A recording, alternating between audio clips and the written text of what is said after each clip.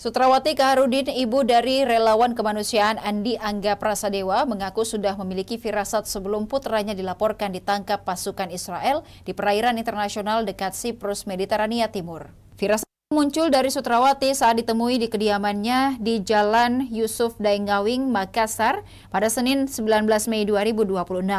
Ibu dua anak ini kemudian menceritakan komunikasi terakhirnya dengan sang anak yang sedang menjalankan misi kemanusiaan menuju jalur Gaza, Palestina.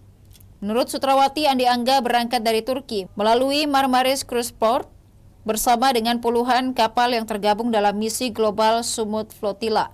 Ia menyebutkan kabar penangkapan mulai menguat setelah komunikasi dengan Andi Angga mendadak terputus di tengah perjalanan menuju Gaza.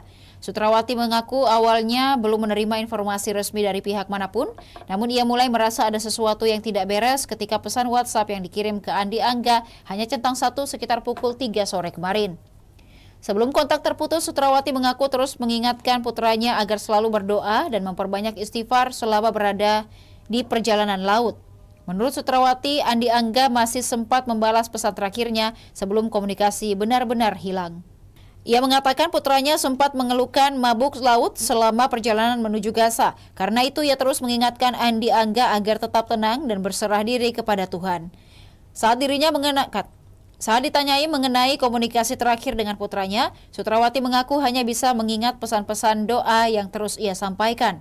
Ia juga mengaku memiliki firasat sejak dini hari sebelum kabar penangkapan itu benar-benar terjadi.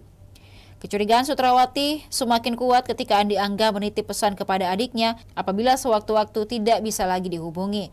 Bahwasanya Angga sudah membuang HP-nya ke laut jika hal itu terjadi.